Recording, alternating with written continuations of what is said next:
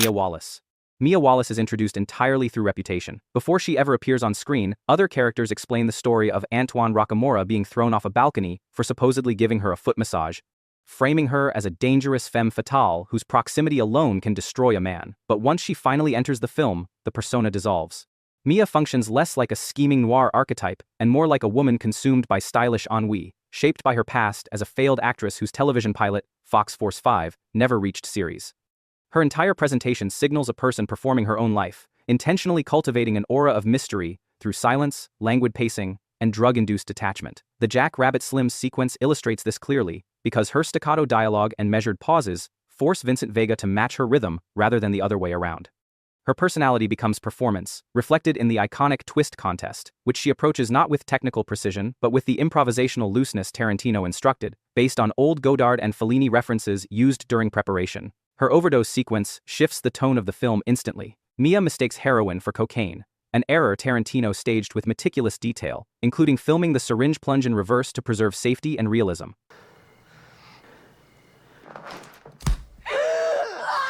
Even the makeup team used a thick mushroom soup mixture to simulate vomit during her near-death state.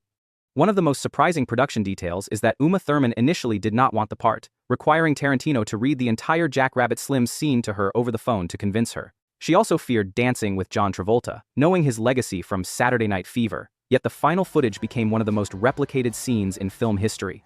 A barely noticeable detail confirms Mia and Vincent never actually won the twist contest, because a later background radio broadcast reports the trophy was stolen, implying they quietly took it during their chaotic night.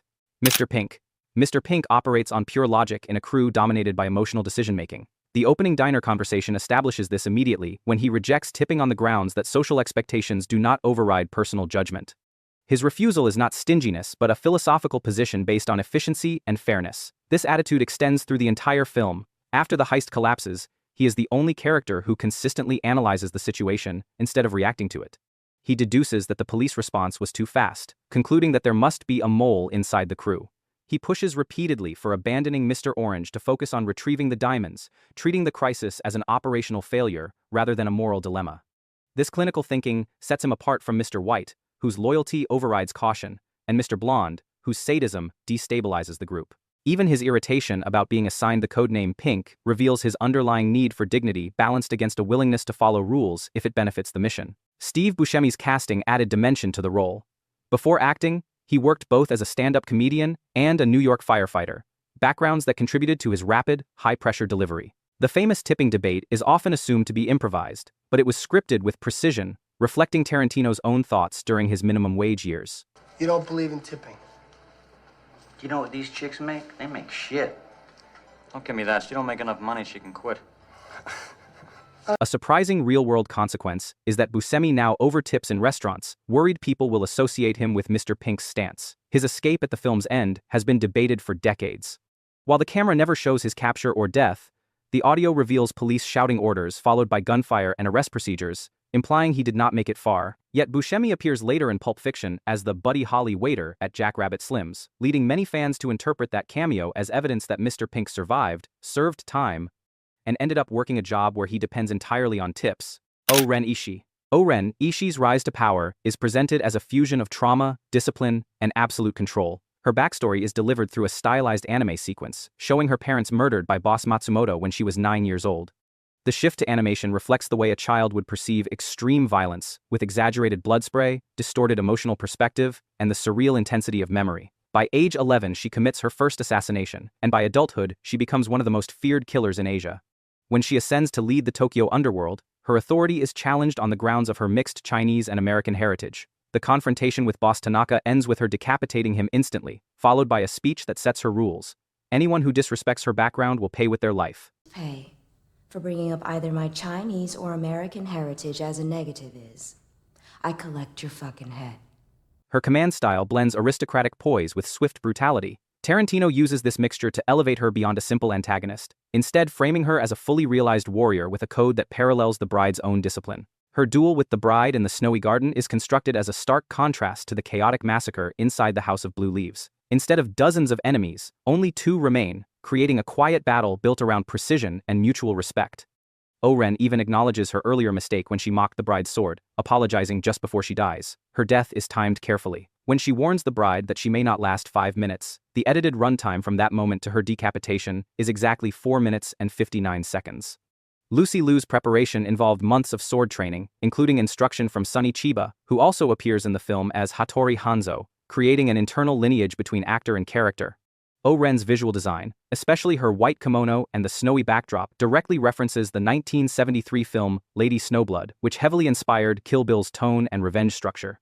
Even the music during her death, The Flower of Carnage, comes from that earlier film, linking O-Ren to one of cinema's foundational female Avengers, Winston Wolfe. Winston Wolfe functions as the stabilizing force inside Pulp Fiction's most chaotic sequence. When Vincent Vega and Jules accidentally kill Marvin in the backseat of their car, their panic turns the situation into a spiraling disaster. Wolfe's role is to impose structure immediately. He enters wearing a tuxedo at 8 in the morning, a visual cue that he has come directly from another engagement yet remains completely composed. His first step is to assess the problem with clinical detachment, treating the body, the blood-soaked interior, and the tight time window, not as a moral crisis, but as a list of solvable tasks. He breaks every action into clear steps: move the car, gather cleaning supplies, wipe every surface, wrap the body, and dispose of evidence before Jimmy's wife returns home. His authority overrides the emotional volatility of Vincent and Jules. Even Jules, who dominates earlier scenes, becomes quiet under Wolfe's command, especially when Wolfe instructs him with the now iconic line asking him to clean the car. I think fast, I talk fast, and I need you guys to act fast if you want to get out of this. So, pretty please, with sugar on top, clean the fucking car. Wolfe's strength is efficiency, and the film frames him as the super-ego of organized crime, the one person who understands that survival depends on procedure rather than ego. Harvey Keitel was the intended actor from the beginning, as Tarantino wrote the role with him in mind after Keitel helped launch Reservoir Dogs. The character echoes Keitel's earlier appearance as a cleaner in the film Point of No Return, though Pulp Fiction gives the archetype sharper dialogue and a faster rhythm. Production notes show that other major actors, including Al Pacino and Warren Beatty, were considered, but Keitel's precise, unflappable delivery defined the final version. An often overlooked detail is that Quentin Tarantino cast himself as Jimmy, specifically to place himself opposite Keitel during the cleanup sequence. He wanted to experience Keitel's directing influence from within the scene, using that dynamic to reinforce Wolfe's dominance. Wolfe's legacy extended beyond the film. Keitel later revived a near-identical persona in a series of insurance commercials, demonstrating how strongly the character resonated with audiences.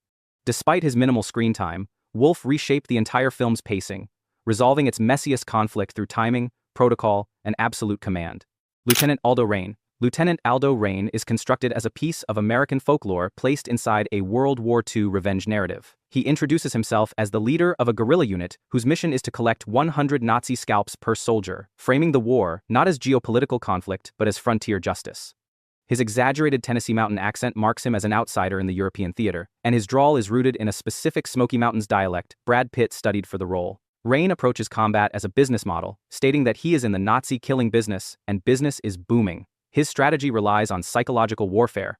By ordering his men to scalp their victims, he recreates methods associated with Apache resistance fighters, creating a reputation designed to unsettle German forces. His interrogation technique involves threatening survivors with disfigurement by carving a swastika into their foreheads so they cannot hide their allegiance after the war. This punishment reflects his belief that branding is more effective than execution because it forces lifelong accountability. The film hints at a mysterious backstory through the prominent scar winding around Raine's neck. The makeup suggests rope burn from a failed hanging. The script confirms this implicitly, and Tarantino has stated that Raine likely fought the Ku Klux Klan as a bootlegger in the American South before the war. Surviving an attempted lynching reframes his fearlessness, because he behaves like a man who has already defeated death once. His incompetently disguised Italian persona during the cinema operation reveals another layer. My name is Lieutenant Aldo Raine, and I'm putting together a special team, and I need me 8 soldiers. 8 Jewish American soldiers. Even though he introduces himself as an Italian stuntman named Enzo Gorlami, his accent remains unchanged, showcasing Raine's belief that confidence can substitute for skill.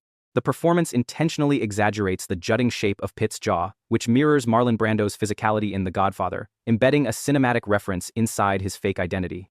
A little-known production detail is that the script originally gave Raine more explicit flashbacks, but Tarantino removed them to preserve the mythic, oral tradition quality of the character. Raine ultimately functions as a campfire legend, a stylized American hunter who treats the European battlefield as a place to perform vengeance rather than politics. Stephen is constructed as the true villain of Django Unchained, positioned not as an oppressed man surviving a violent system but as the architect who maintains it.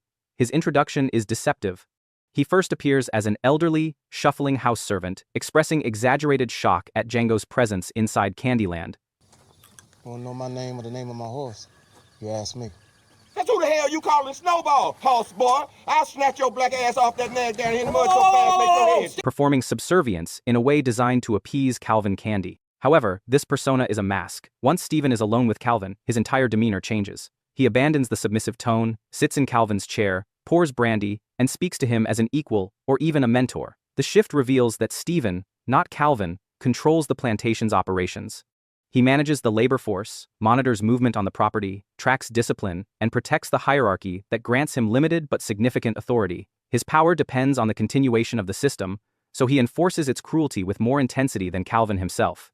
Django's arrival threatens that stability, because Django represents a free black man existing outside the confines that define Stephen's worldview. Stephen's interrogation of Django during dinner and his calculated exposure of the rescue plot show his ability to read social dynamics instantly and weaponize them. Samuel L. Jackson designed Stephen as the most morally corrupt figure in the film. He worked with Tarantino to sharpen the character's psychological layers, asking to play the most despicable man in the story. Deleted scenes reveal that Stephen originally tortured Broomhilda more directly, including burning her with hot iron.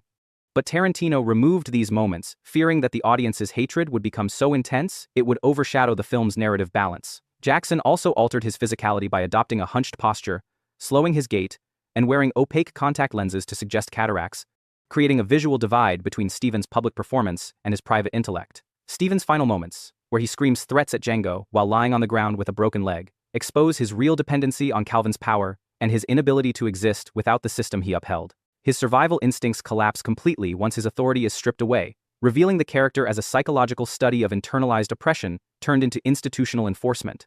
Stuntman Mike. Stuntman Mike is built as a slasher movie killer whose knife has been replaced by a customized car. He introduces himself as a retired Hollywood stunt driver and arrives at a Texas bar in a scarred Chevy Nova reinforced with roll cage, harness, and structural modifications described as death-proof, but only for the driver. The first half of the film tracks how he stalks radio host Jungle Julia and her friends, studying their movements, listening to their conversations, and maneuvering his car into position to orchestrate a spectacular head-on collision. Tarantino stages the crash from multiple perspectives, including the repeated slow-motion shots of each woman's fatal impact, emphasizing that the car is not transportation but a weapon system built for maximum bodily destruction. Mike emerges from that wreck, mangled but alive, protected by the very safety gear that killed everyone else, demonstrating how his professional expertise has been twisted into a predatory tool. In the second half, the pattern reverses when Mike targets a new group of women, including real-life stunt performer Zoe Bell playing herself. They borrow a Dodge Challenger and engage him in an extended chase that shifts the genre from slasher horror to vehicular duel. Once they damage his car and drag him from the driver's seat, his entire persona collapses. Instead of fighting to the death like a traditional horror villain, he sobs, begs, and screams in pain as they beat him, revealing that his confidence existed only when sheltered by the metal shell of his car. Be careful, my right arm's broken!